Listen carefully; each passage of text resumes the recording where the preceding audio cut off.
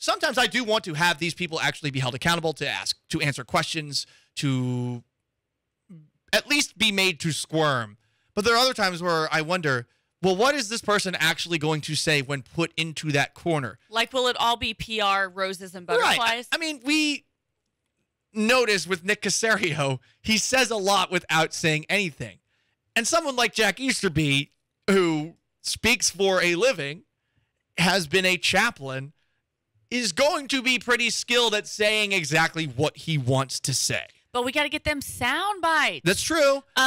Jacob and Jacob got the sound bites. The Jacob and Jacob Show. The Jacob and Jacob Show. So this is a podcast hosted by some young men. They're both named Jacob, if you didn't guess that. And this is the first time we've heard from Jack Easterby in a while. Now, he was obviously, he's not as hot of a topic now, which honestly I'm glad because I think it got a little bit overdrawn. But he was a huge topic last year, really among the entire NFL. And these two young men asked him a great question, which was, how do you deal with the media and the things that are said on the radio? And this was his answer. Well, it's funny you say that because I think it's one of the blessings of being in these positions, right, is people care. They care so much. So I've always said, you know, anything that's put out there or potentially said in our building or potentially outside of our building, I always say it's dressed up care, right? It's different. It may appear different, sound different, but what a blessing it is to have an opportunity to have a job where people care so much, right? And I would say in our building, I've been really blessed over the last 12 months specifically with some of the people that have we've been able to build systems and processes with that really you can just tell they care. And I think externally when people really care and speak to how important it is to get it right, you know, I think and how much the Houston fan base cares that we get it right. I think those are just affirmations of that, the passion and the energy that go on. So look, we can keep going and going. Basically, in a crux, the crux of what he's trying to say is that, one, I'm blessed to be in a spot where these conversations happen because, Vanessa, people care. Hashtag blessed, hashtag so blessed, hashtag blessed. Prayers up. Blessed.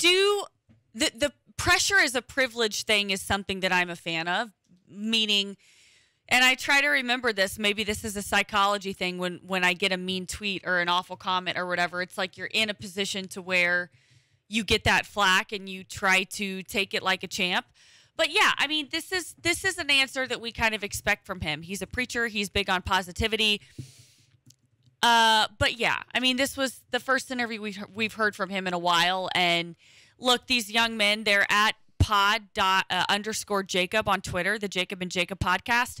We know that they're not going to go full like Mike Florio or Peter King investigative reporter on them. And that's probably why he felt safe doing that interview. No doubt. Right? I mean, that's why he's not meeting with us, but he's meeting with them. I would love to hear from him. I would love to ask questions. He had also talked a little bit earlier in the podcast and described his role. This was one of the number one questions I had, was just kind of what he does specifically. He said, quote, it's a support role to ensure that the sports performance teams, logistics, and data and technology elements support the Texans. Okay.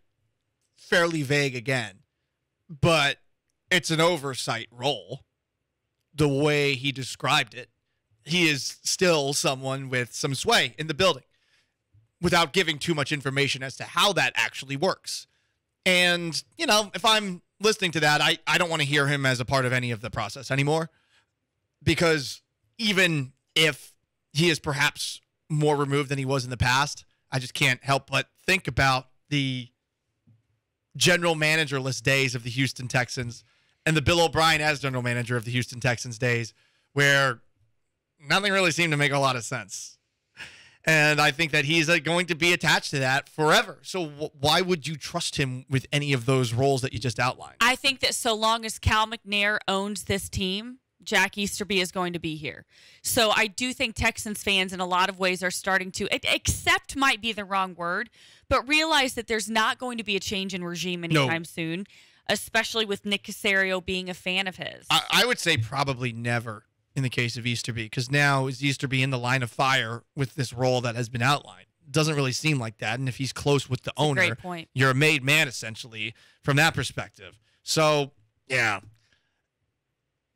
You know, I get wanting to hear him speak more. I don't want to hear him speak more, honestly. Yeah, I'm on team everybody speaks more that has a front office role. You're right on that, but my difference is I just know that everything I hear from him is just going to be a lot of words and not a lot of substance behind it. I mean, you're answering a question about, hey, there's lots of gossip and rumors about you. Let's be honest, those gossips and rumors are, he's Rasputin. He is the Rasputin of the Houston Texans.